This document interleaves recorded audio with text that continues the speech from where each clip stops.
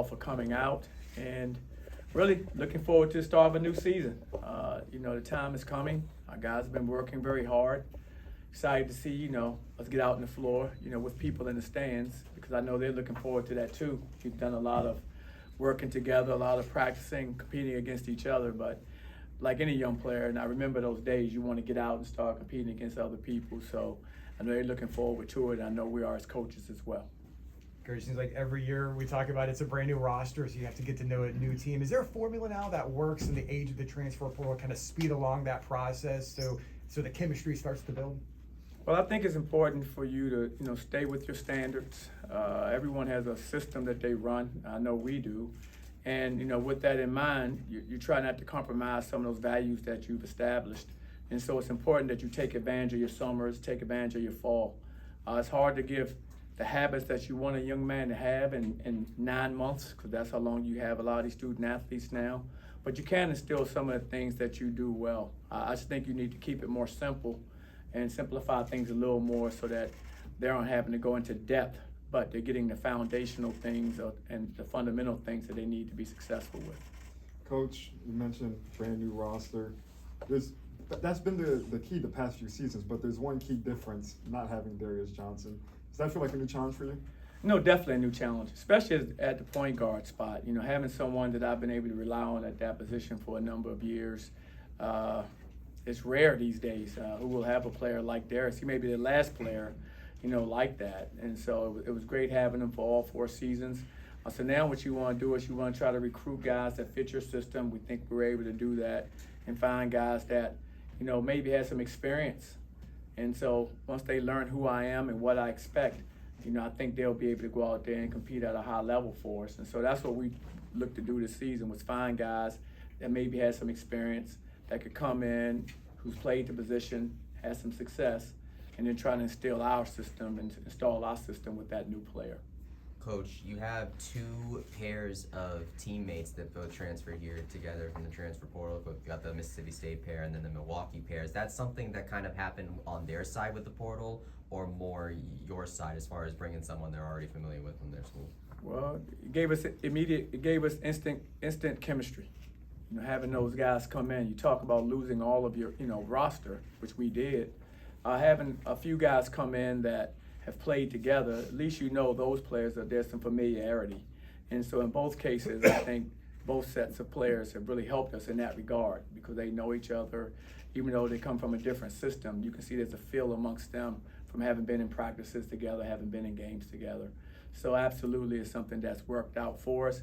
We weren't planning on doing that, but I think it's been a positive, for us with regards to so far to how we've practiced. Coach, a couple seasons now in the Big 12, how has it changed the type of player that you're looking at and adding?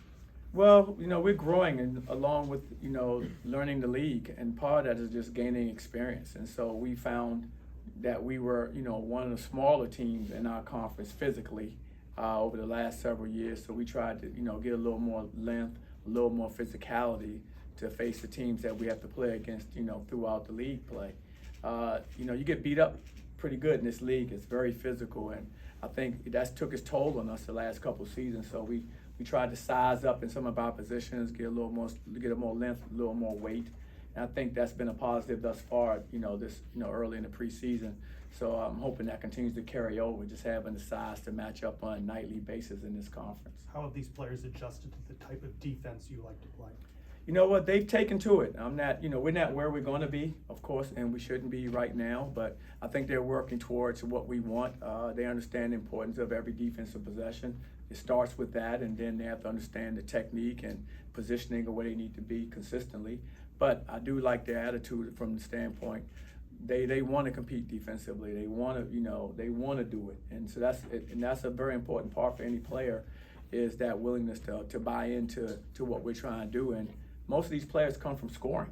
And so when you get a lot of players that have scored, throughout the years in any program, the toughest thing to teach them to understand the importance of how hard you have to defend on a nightly basis to be successful consistently. And these players are starting to figure that out, through competitive practices and our workouts, starting to figure out how important it is to be very good on the defensive end. Coach, although that first game of the season is an exhibition game, it's back to your old stomping grounds at Duke. So how excited are you to go back? You know, I'm excited, but more importantly, I'm excited because of our players. You know, I think it gives them an opportunity to have a great experience, to play in an arena like Cameron. It should be a terrific crowd. I think it should be very hostile, and that's what I want our guys to play in. I want them to experience that because I think that's how they grow. And so to start off with a game like that, for us, I think it's great. For me personally, you know, I'm looking forward to it. It's the first time I've been back there since I was coaching. And so we're talking about almost 20 years ago since the last time I've been back there in Cameron. So in that regard, I'm looking forward to it, you know, from my perspective. But more importantly, I'm looking forward to it for our players to have an experience. These are one of those places when you play a game like that in that environment, they'll remember for the rest of their lives, whether it's an exhibition game, preseason game, or regular season game. They're always going to remember it. And there are things that they'll be able to draw upon from that, you know, after having played a game like that. Is it strange to have the Cameron Crazies rooting against you? Yeah, that'll be different. That'll be the first time in my career that that's ever happened, you know, on their court anyway. But like I said, looking forward to it. I think there are a lot of things that we will benefit from as a team and as a program from having that type of a game on our schedule. What are some of the maybe unexpected challenges or things that you didn't see coming with as far as retention is concerned? The conversations you have with players and with their representatives as far as trying to keep a roster, keep a player year upon year? Well, that's going to be a challenge for everyone now. Just the way the game is set up now for our student athletes, they're going to have the ability to move around, and players are going to, you know, exercise that option. You know, they're free agents every year, so every spring and summer they're going to potentially look at, you know, what's available for them. And so we have to be prepared. You know, we have to do our best to make sure we retain the players that we think are going to help us continue to succeed, and players that are going to make decisions to do otherwise and go other places. We're going to root for those guys to have success wherever they go. It doesn't change for us. That's where I draw upon, you know, my NBA experience. You know, from the standpoint, your rosters turn over a lot, especially if you're on teams that aren't very successful. And so you may maintain your nucleus, 2 or 3 players that are your stalwarts, your all-stars, but everyone else becomes fairly expendable, and they're looking to change that roster up every year, as well as, you know, in the G League, they're looking to change the roster up every year. So I look at levels like that as we're building our team and look at strategies that those programs use to be successful, and we try to do some of those things as well as far as our program is concerned. And I wanted to ask you about, clarify the situations of a couple of players that are not on the roster, but said at one point, at various points, they were committed, one being Arturo Dean and one being BJ Freeman. Well, I can't really comment on Arturo Dean. He's still, figuring out, what he's going to do. And of course, BJ Freeman, guys are going to make different decisions, and that's okay. It's nothing wrong with, decisions these young people are making. They have the right to do that. We have the right to recruit the players that we want to recruit. They have the right to, go to the different institutions they want to attend. So nothing personal from us, which, like I said, wish all those players well. I was one of those players. I just didn't have the freedoms that they have now. And so for me, it just want to get the guys here that want to be here. I love UCF, and I want the players here that love UCF as well. Those are the players I want to coach and I want to be around. And I think we've done that. I think, we've gotten the players here that really want to be a part of UCF and do something special at UCF. And that's all you can ask for. How important is it to challenge your team with a non-conference schedule?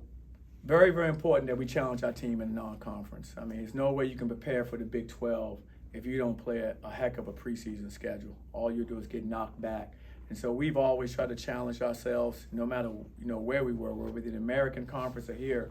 If you look at our track record, we've tried to play the most competitive schedule we could in the preseason, and we've done it again this year. We want to play really good teams that are going to prepare us to have success in conference play. Coach, you mentioned how important size was being one of the smaller schools. You brought in 5 players over 6'8". Is that something you really tried to focus in on in the transfer portal? Yeah, we were looking at length. We were looking at getting a little longer. We felt, especially a need based on what we saw last season, as physical it was in the conference, that if we didn't get size up, we spent a lot of time with maybe guys out with injuries, and just the level of physicality was so much that we need to make sure we had Big 12 bodies is what I would like to say, and I think we have more Big 12 bodies on our roster this season. And just adding on to that, I mean, you lose Mustafa Tion this offseason. You bring in John Bull, another 7'2" player. Is he gonna kind of take a similar role in that defensive? Absolutely. We're excited about John Bull's ability defensively to protect the rim. He's long, he's active. Not the same player as Mustafa. They're two different players, two different people. But, I love his energy. I love how hard he competes. And that's what you want to see. And he's going to continue to just develop and get better for us as the season progresses because he's a hard worker. Johnny, there's been a push again to expand the NCAA tournament to add more teams. As a coach and a guy who plays on the coaches in the Big 12 where there's a lot of talent, how is that something you're in favor of? Is getting more teams into the NCAA tournament? I'm definitely in favor of getting more teams in the NCAA tournament. I don't think the tournament has really been expanded since 1986. I think they had the play-in now with 4 teams, but officially teams in since 1986. That was my senior year in college, dating myself. So that's a long time ago. I mean, there were times where you had 16 teams in it, and people forget about that. You keep adding Division I teams and programs, but yet your number stays the same as 64, basically. To me, I think you got to be able to expand it. You just do. I think it's tough when you have, 17% of the teams in Division I are able to play in the Division I in the NCAA tournament. That's a very, very small number when you think about sports in general around this country. I mean, I look at the NFL, I look at NBA. I mean, those teams, 2/3 of the NBA now are going to the playoffs. Half of the NFL are going to the playoffs. And yet we're taking 17%, 366 Division I teams, you're taking 64. Absolutely, I think we should expand. I think most people would agree with that. And now what that number is, that magic number, I don't know. But I'm sure we can figure it out where it makes sense, where you can add some more teams and still have it be one of the best sporting events, and basically in the world. There's nothing like March Madness.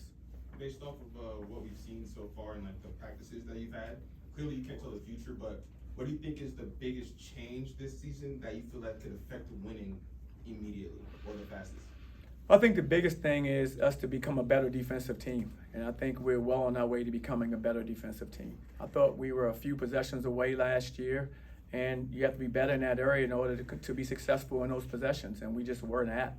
I think this year's team, I think they understand the importance of it, and I give our coaches a lot of credit. We have a terrific staff. I think those guys have done a great job this summer and thus far this fall at helping these guys understand exactly what we got to do to be successful on the defensive end. They preach it, they work on it every day, and they're developing those habits. Like I said, in 9 months, it's hard to change habits, but so much. But I think in the areas that we're working on, these young men are improving, and we'll be a better defensive team because of their understanding of what we want to get done on the defensive end. There's obviously been a lot of the roster turnover in the last 2 years, and that's becoming the norm in college basketball. But what have you learned about coaching the team the last 2 years when this really started happening, this kind of massive roster turnover happened? How are you applying that to this team this year? I think the biggest thing I've learned is, what do we spend time on? You have to spend time on things that are going to actually translate to your success during the season, meaning that before, when you had a young man 2, 3, 4 seasons, you had a chance to watch him grow and develop. By the time he's a junior, he understands exactly what you want defensively or offensively.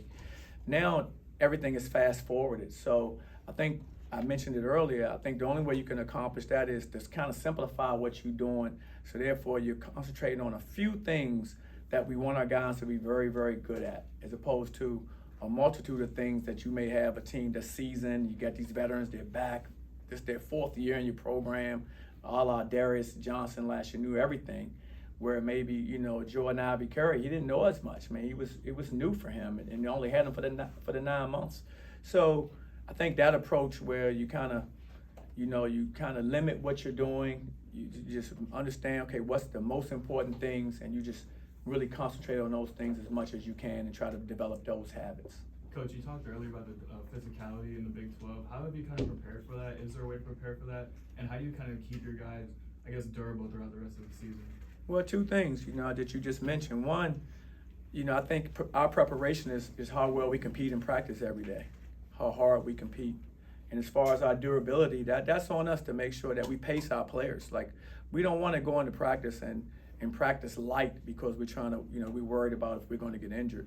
That's on us to make sure maybe you cut down the amount of time you practice. You still have spirited practice. You still are very, very competitive, but maybe you don't go as long to try to give your guys a chance to make sure they recover and try to, make sure that, they're healthy enough where they don't have any setbacks with injuries that keep them out of practice or games.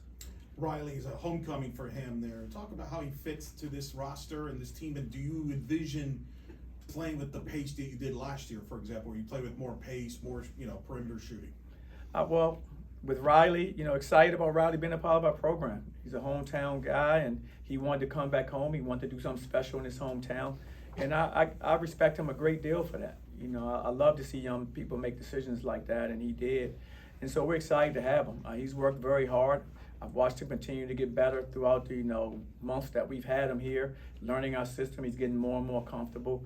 So he's a player that can play multiple positions for us. He really can play anywhere from the 1 through the 3. We're seeing that in him as we've had these workouts. So he's a guy that can really play on the perimeter at any position. And he's a cerebral player. He has a good feel for the game. His is just continuing to grow with our players, getting chemistry and continuity with the guys on his team. But as far as an individual talent, the young man is very, very talented. And I think he's a player that can help us as we go into Big 12 play. Coach, you touched on Darius Johnson earlier, possibly being the last of the breed. But going into this season, how do you replace that leadership? Is there somebody emerging as the new leader, or is it kind of happening in the aggregate? And if so, who are those guys? Well, it is happening in the aggregate, like you just mentioned. Right now, our leaders have been chosen by our players, and that's what we typically do at the beginning of a season. We vote on our captains, and I usually look and see who we voted for, and I thought our guys did a great job of choosing the guys who were there every day, guys who were leading with their voices, but also leading with their actions on the court every day in practice, with their energy, with their competitiveness. And so excited about the guys that we have as captain. We have Themis as one of our captains, Devin Cambridge is one of our captains, and Stillwell is one of our captains. We have 3 captains. All 3 of them earned it, and excited about, what they can do from that leadership position. Coach, you mentioned the roster turnaround, and kind of more on a personal level. Does it kind of frustrate you that your kind of job description has changed, that you're not able to develop these guys from freshmen to seniors anymore and see them grow not only as players, but as people, and now they're kind of just going wherever they feel best, or sometimes showing that the grass isn't greener? No, absolutely. That hurts me, because I'm a relationship person. I love my players. I want to see them develop on and off the court, whether it's life skills, whether it's character coaching, all the things we do besides, dribbling and shooting. And so that's tough. It's becoming lost because you don't have the players that long anymore. But I always tell our staff, no matter how long we have them, we're going to pour into them as if they're going to be here for 4 years. So no matter what, we're going to pour into them as if they're here the entire time. And for the ones that'll stay, that's awesome. For the ones that'll leave and make other decisions, like I said, it's not personal. They're making business decisions now, and we have to live with that. But it is challenging because I want to be able to go to their weddings and their significant moments in their lives. I want to be a part of those, and I think it's more and more complicated because of the relationships that are lacking that you only gain through time. I mean, that trust is built over time, and it's difficult when you have 9 months now. So we're going to continue to pour into them that way. We're not going to give up on it, but it is more difficult. You returned 0% of the returning scoring from last season. So who are those players that can score the bucket for you that maybe can score in chunks? Well, for us, we have to score by committee, which means we have a number of guys that are capable of contributing. We have guys that I think, have shown that they're capable of scoring baskets, but I think we're at our best when we're just sharing the basketball, it's finding the open people, and we're playing for each other. That's when we've been at our best this preseason, and that's what I hope we continue to be our best at. So right now I don't have a guy that I'm saying, he's got it. I'm counting on Keyshawn Hall last year, or Darius Johnson. We were so top heavy with 2 guys that could go get you 40 on any given night. The makeup of our team isn't really that this year. Our makeup of our team is us sharing the basketball, searching out a great shot by ball movement, and I'm confident that whoever gets that ball with the best look is capable of making that shot. You just mentioned Devin Cambridge was a captain. I know he's anxious probably to get back on the court and show what he can do. What has he shown to you through the preseason and to his teammates to earn that honor? One, I think, he was one of our highest vote getters, and that's because he comes in every day. He's a very competitive young man. He's a very mature young man. defensively, he can guard multiple positions. Quite frankly, he can guard from the 1 through the 5. He can go up and down the line and guard everybody, and we'll guard him fairly well with his energy, with his strength, with his size. So he's shown that, and of course, he's another player. He's capable, offensively, get out in the lane and run and finish at the basket. He's capable of knocking down shots on the perimeter as well. So he's shown the ability to be versatile offensively, and he's shown the ability to be, he's a guy I can say, hey, I need to put you on this guard, and I need you to really slow him down. I have confidence that he could do that. I need to put you on this big, and I need you to slow him down. I have confidence he can go out there and do that as well. For We've got fans who time are for a learning, couple more. for fans who are learning an entirely new roster, what's a reasonable expectation for this season? The expectation is not going to change for me ever. To the day I retire, we're always going to have a championship vision. That's in our conference, and that's nationally. And I won't do it any other way. When we recruit these young men, I recruit them with the highest of expectations that we can be successful at the highest level. I will always be that way with the guys we recruit. Like I said, I have an amazing staff. They do a great job of finding the players I think that will fit our system. And it's our job to coach them and get them there. But I'm excited. Our vision won't change. We have a championship vision for our league and a championship vision nationally. Is an NCAA tournament team? I think we are, absolutely. Coach, I remember you talking about Darius Johnson and how he really kept the culture on the squad last season. I know that he may not be a captain, but you have Pooh, who isn't, entering his last year. He's been here from the beginning. Just so, what's as far as his role, as far as keeping the culture, and how has he been kind of doing that? Pooh does a great job of leading by example. He knows what I want because, like you say, he's been here with me all those years, and that's Elijah's been here on his second year with us as well now. And so they both were in walk-on roles, but our players are treated the same with regards to how we practice and what we do. And so Pooh and Elijah both have been great because whenever I have a drill that we're running or a certain thing that we're doing, they've seen it before, and so they can jump in front of the line and show everybody exactly how I want it. And that helps us save time as opposed to having guys I got to teach every single guy. By having those guys go out there and demonstrate right away and showing what we want, that's a sign of leadership, and they know me, especially Pooh, because he's been with me the entire time, as you just mentioned. So I'm confident every time I need to show something or say something, I know he's going to give the right answer because he's been with me long enough to know what I expect. And then, Last question. Yeah, and then Carmelo Pacheco, I know, was one of the most accurate three-point shooters in the country last year. So what about his shooting stroke translates to this level as he's, the length out on the perimeter is going to get longer and the windows are going to get tighter?